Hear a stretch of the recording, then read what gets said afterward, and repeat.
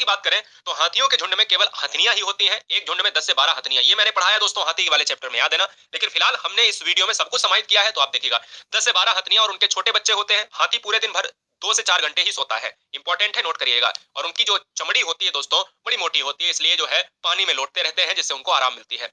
10 से 15 साल तक ही हाथी सारे एक झुंड में रहते हैं, बाद बाकी ये झुंड छोड़ देते हैं और अकेले रहने लगते हैं। हाथी की बात कर रहा हूँ, हथनी नहीं, ठीक है ना। 13 नंबर देखिएगा, खेजड़ी के जो पेड़ होते हैं राजस्थान के जोधपुर के खजेड़री गांव में मिलते हैं। यहाँ के लोगों को बिश्नोई कहा जाता है। यहाँ शिकार व पेड़ काटना निषेध है, आपको पता है ना। शिकार और पेड़ काटने के लिए बहुत से संप्रदाय आए थे, जिसमें एक बिश्नोई संप्रदाय रहा, जिसमें बहुत से ऐसे लोग संभोजी हों या कोई भी ऐसे लोग हों जो कहीं ना कहीं राजस्थान क्षेत्र में यहाँ पर सक्रिय रहे हैं। खेजड़ी के पेड़ या रेगिस्तानी इलाकों में पाए जाते हैं। इसे ज्यादा पानी की आवश्यकता नहीं पड़ती है। इसकी छाल से लोग दवाई आदि बनाते हैं। खेजड़ी पेड़ की लकड़ी में कभी कीड़ा नहीं लगता। ये क्वेश्चन एग्जाम में सीटेट में पूछा गया है स्टेटमेंट में। इसलिए इसकी लकड़ी का प्रयोग फर्नीचर आदि बनाने में भी किया जाता है, क्योंकि कीड़ा नहीं लगेगा तो वो सालों साल चलेगी।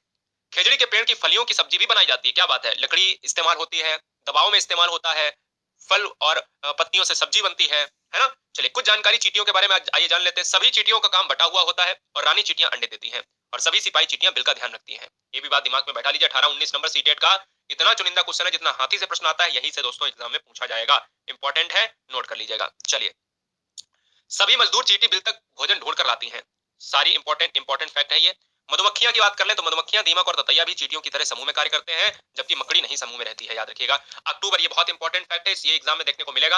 अक्टूबर से दिसंबर तक का जो समय होता है उसमें मधुमक्खियों के अंडे देने का होता है, अतः यह समय मधुमक्खी के पालन के लिए सबसे उचित समय माना जाता है। इंपॉर्टेंट है, नोट कर लीजिएगा। 23 नंबर, गोवा से लेकर केरल के रेल रास्ते में 92 सुरंग है, इसको याद रखना है। और 2000 पुल पड़ते हैं, एग्जाम में ये भी पूछा गया है। गोवा की राजधानी क्या है? गोवा की राजधानी है पणजी है, और किस नदी के किनारे स्थित है? मांडवी नदी के किनारे स्थित है। मलयालम में बाली अम्मा को माँ की बड़ी बहन को और अम्मुमा को नानी को कहते हैं, ध्यान दीजिएगा, इंपॉर्टेंट है, इसको नोट करिएगा। 24 नंबर, मलयालम में, मलयालम क्या है? मलयालम एक लैंग्वेज है। साउथ जो इंडिया है उसमें इस चीज को बहुत भली भांति देखा जाता है, भली भांति पुकारा जाता है, माँ और बड़ी बहन को और नानी को, ठीक है ना। तो तीनों चीजें आपने देख लिया, माँ, बड़ी बहन और नानी को क्या क्या कहा जाता है, आपने देख लिया। गुजरात के गांधी धाम अहमदाबाद में और बलसाड गुजरात में है, यानी ध्यान दीजिएगा, गुजरात के गांधी धाम अहमदाबाद और बलसाड ये गुजरात में है। तक कोझीकोड कहां पर है? कोझीकोड या कोझीकड एक ही चीज है, केरल में है। केरल की बात मैंने करी है, तिरुवनंतपुरम जो रिलेट करता है, तमिलनाडु की राजधानी चेन्नई जो रिलेट करता है दक्षिण भारत से। कर्णम मल्लेश्वरी से क्वेश्चन पिछली बार हर शिफ्ट में देखने को मिला। कर्णम मल्लेश्वरी क्या है? एक वेट लिफ्टर है। ये आंध्र प्रदेश की रहने वाली है। ये 130 किलोग्राम जो है वजन उठा लेती हैं, और भारत के बाहर 29 मेडल जीतकर अपना जो भारत में एक कीर्तिमान लहराया है, अपना परचम लहरा चुकी हैं। तो ये क्वेश्चन आंध्र प्रदेश आपको याद रखना है। कर्णम मल्लेश्वरी क्या है? वेट लिफ्टर है। कितने किलोग्राम में आती है? 130। और कितने मेडल है? 29 मेडल।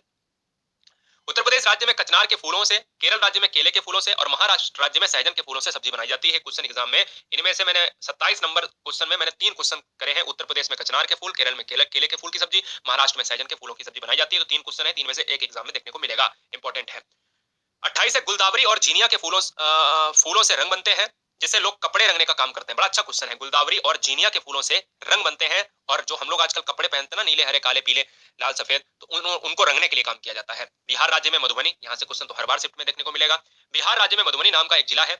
वहां पर लोग त्योहारों के दिन घर की दीवारों पर चित्र बनाए जाते हैं, और ऐसे सभी चित्र जो पिसे हुए चावल से होते हैं, जिसमें घोल का प्रयोग किया जाता है, फूलों का प्रयोग किया जाता है। तो एक चीज आपको याद रखना है कि मधुबनी चित्रकला जो है बिहार की है, जो पिसे हुए चावल से दीवारों पर चित्र बनाए जाते हैं। 30 नंबर देखिएगा, टेपियोका एक प्रकार का पेड़ होता है, एक पेड़ तरह का ही होता है, ऐसे आप कह लीजिएगा, जो केरल में जमीन के नीचे उगाया जाता है, जिसको कसाबा भी कहा जाता है। मिट्टी में जब गोबर मिलाकर जमीन पर लिपाई की जाती है तो मिट्टी में कीड़ा नहीं लगता है, तथा कीट पतंग दूर रहते हैं। ये बहुत इंपॉर्टेंट है, और ये दोस्तों गाय के संदर्भ में भी आ चुका है, भैंस के संदर्भ में भी आ चुका है, गाय भैंस का गोबर, ठीक है ना, याद रखिएगा। नीम और कीकर से बहुत इंपॉर्टेंट क्वेश्चन आता है सीटेट में। नीम और कीकर ऐसे वृक्ष हैं जिसकी लकड़ी के ऊपर दीमक नहीं लगते, तथा इनका प्रयोग फर्नीचर में किया जाता है। जिस तरीके से कीड़ा नहीं लगता है खेजड़ी के वृक्ष में, उसका भी प्रयोग फर्नीचर में किया जाता है, ऐसे ही नीम और कीकर। गाजी खान एक स्थित जो है, एक खान है जो पाकिस्तान में स्थित है, ठीक है ना, जो एक प्लेस कहा जाता है पाकिस्तान की राजधानी इस्लामाबाद, जो भारत से एक अलग हुआ एक देश बना हुआ है। सोहना गांव कहां पर है? ये क्वेश्चन सीटेट में पूछा भी जा चुका है। सोहना गांव हरियाणा राज्य में स्थित है, जबकि बेलबनी का गांव कर्नाटक राज्य में स्थित है। ये दोनों गांव आपको याद रखने हैं, 34 और 35। बेलबनी का गांव कर्नाटक में है, सोहना हरियाणा में है। बीजू भाई वेद एक प्रसिद्ध लेखक है जो कि गुजरात से संबंधित है। यह बच्चों की स्तर की मजेदार कहानियां व पत्र लिखते हैं, याद रखिएगा, बहुत इंपॉर्टेंट है। बीजू भाई साहब से क्वेश्चन आता ही आता है एग्जाम में, हर शिफ्ट में ये भी देखने को मिला था, बस थोड़ा सा घुमा दिया जाता है, कभी स्टेटमेंट डाल देता है। कलचिड़ी, जिसको इंडियन रॉबिन कहा जाता है, पहला नोट कीजिएगा, कलचिड़ी जो है इंडियन रॉबिन के नाम से जानती है। अपना घोंसला बनाती है पत्थरों के बीच में, याद रखिएगा, इंपॉर्टेंट है। घोंसला घास से बना होता है, तथा इसके ऊपर पौधों की नाजुक टहनी, जड़ें, ऊन और बाल रहता ही रहता है। कौवा पक्षी के घोंसले में लोहे के तार और लकड़ी की शाखाएं जैसे चीज पाई जाती है, इंपॉर्टेंट है।